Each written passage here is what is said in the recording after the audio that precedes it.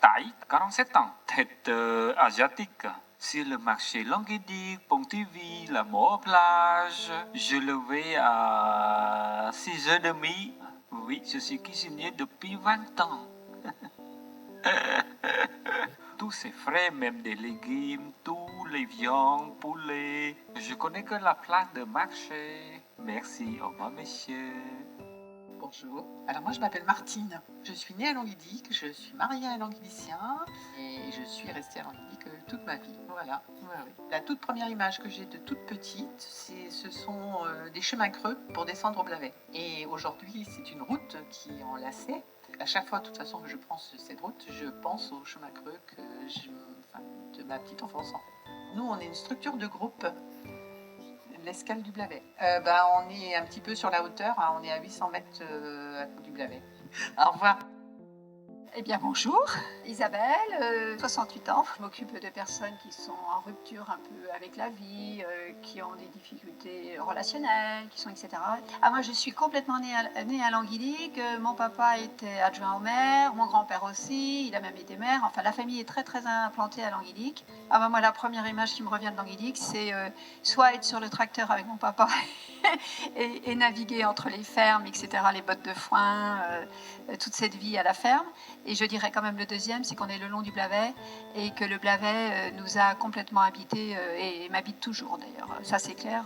À la planète, je sais pas, mais moi j'aurais envie de dire aux humains, quittez votre zone de confort et vous vous enrichirez beaucoup plus. Vous serez beaucoup plus joyeux, beaucoup plus gai, beaucoup plus. Le bonheur viendra par la rencontre de l'autre, quels que soient les lieux. Allez, merci, au revoir. Hélène, 44 ans. Là, je suis fleuriste sur Languedic pour l'instant. Alors moi, ça fait 9 mois que je suis en formation sur Languedic. Donc je trouve que les habitants sont toujours sympathiques. Merci, au revoir. Bonjour, je m'appelle Julie. J'ai un petit colocataire dans mon ventre qui devrait pas trop tarder à sortir. Donc on est rentrés à 2. Si, quand même, dans 10 jours. Ce sera un petit garçon. Je suis née à Rennes. J'habite à Languedic depuis 5 ans maintenant. On a trouvé une belle maison dans la campagne. On a craqué pour le coin. Il rejoindra sa sœur à Georges Brassens en classe bilingue. Oui, c'est important. Je commence à l'apprendre moi-même. Je suis pas d'une génération et puis je suis pas d'une famille où on m'a immergée dans la culture bretonne. Mais j'y suis rentrée seule en fait. Et donc du coup, à 33 ans, je commence à apprendre à parler breton toute seule dans mon salon. Et j'espère bientôt en communauté. Je chante avec les Canorions Art Traoré. C'est un collectif en fait qui se rassemble une fois par semaine. On n'est pas vraiment dans l'apprentissage, on est plutôt dans la transmission de savoir. Et il y a quelques hommes qui chantent ensemble, qui s'appellent les Rusorions Traoré. Merci à vous. Au revoir. Allô, bonjour, Marlène, 62 ans. Je suis à la retraite là. J'ai été responsable d'une association humanitaire. Donc un message à l'ensemble de la planète. J'emploierai le mot humanité, solidarité. Merci de même, au revoir. Raymonde, 75, élever mes enfants. Écoutez, j'ai pas grand chose à raconter parce que je m'intéresse pas trop à rien. Languedic, c'est une ville morte. Déjà. Hennebeau, ça devient aussi. Il faudrait un magasin, un autre, soit Carrefour, une concurrente, un Lidl ou quelque chose pour faire de la concurrence à Intermarché. Il y a besoin. Sur Languedic, faire la concurrence à Intermarché. Allez, au revoir. Je décroche direct, hein. Voilà, bonjour. Jean-Michel, 49 ans. Alors, on est graphiste et une agence de communication qui est basée à Languedic. Je suis revenu aux sources en Bretagne et je tenais à aller dans un milieu rural comme ici, avec beaucoup d'énergie bienveillante et de la solidarité. Et j'ai trouvé ça à Languedic. Merci Manu, merci de ta bienveillance. Au revoir. Bonjour, qu'est-ce que je fais? Moi, c'est mon métier, c'est le bâtiment. C'est kebab, c'est mon fils, avec ma fille, la société, c'est moi les deux. Avant que j'arrive en France, avant 80, j'ai un petit village comme Languedic. Ouais, j'ai grandi avec un petit village. Le centre-ville, j'aime pas. La grande ville, j'aime pas. Languedic, j'ai longtemps que je connais. 1 an que j'arrive ici. L'année dernière, l'année dernière. Mon fils avec mon fille, le kebab, ça le donne. L'autre, ça pour le barbecue, ça agneau, poulet. Merci, au revoir. Traducteur et enseignant à la langue bretonne en particulier et des fois à la langue espagnole.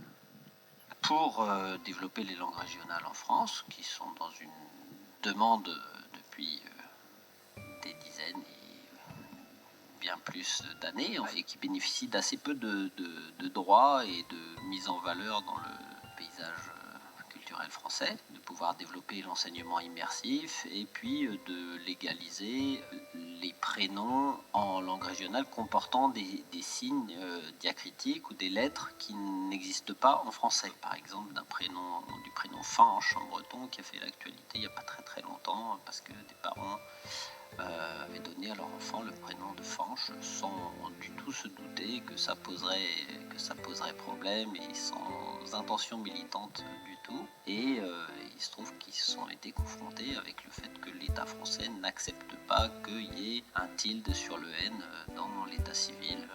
Voilà, donc cette proposition de loi visait à avancer sur des petites choses comme celle-ci et le Conseil constitutionnel a été saisi et a invalidé cette proposition de loi et du coup a considéré comme anticonstitutionnel le fait de donner ce genre de prénom. Puis ça concerne aussi du coup l'enseignement immersif qui en Bretagne c'est des milliers d'élèves qui sont scolarisés dans les écoles d'Ivronne.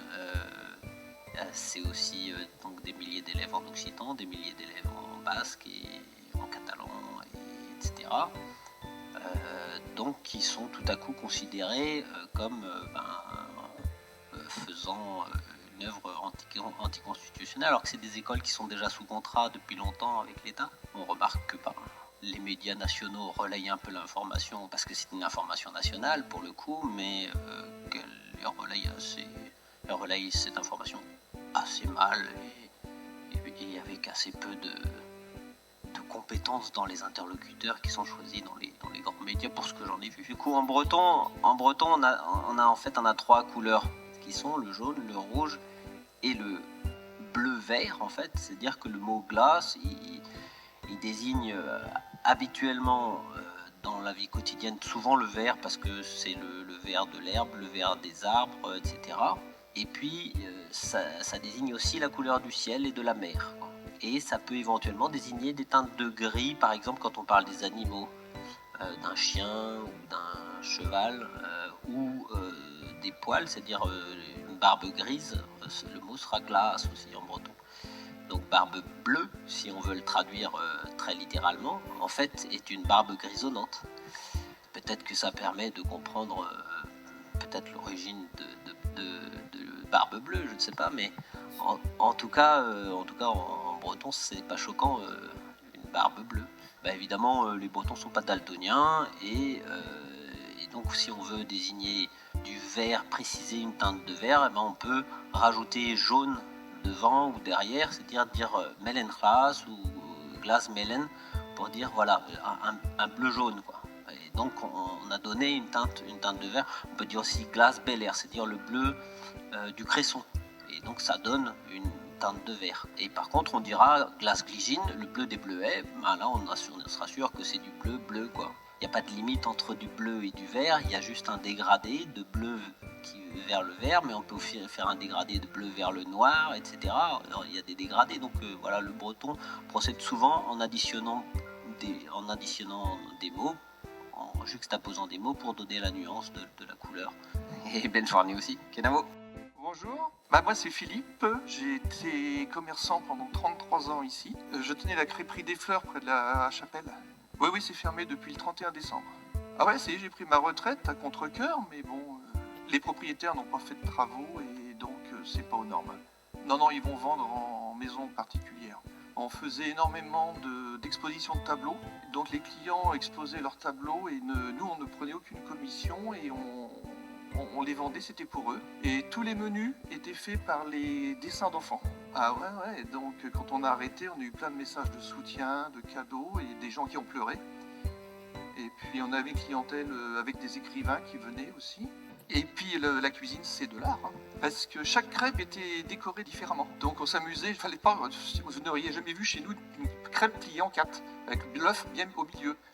Ah ouais, c'était... et les gens, des fois, dans la salle, j'entendais « Oh !» Et c'était pris en photo, j'avais une crêpe, c'était la Corsica, elle a été prise, elle a été dans les journaux. On a été dans le guide des bonnes crêperies de Bretagne, le Petit Futé, Notre Temps, si, j'ai même eu France 2, parce qu'on avait des hirondelles à un moment, qui a plu non plus, et on avait 37 nids d'hirondelles sur la crêperie. Donc je suis passé à la télé après Drucker, mais bon, ils m'ont coupé presque, je suis resté 10 secondes. Ouais, c'est gentil, puis votre idée est super bonne, et puis à très bientôt, merci.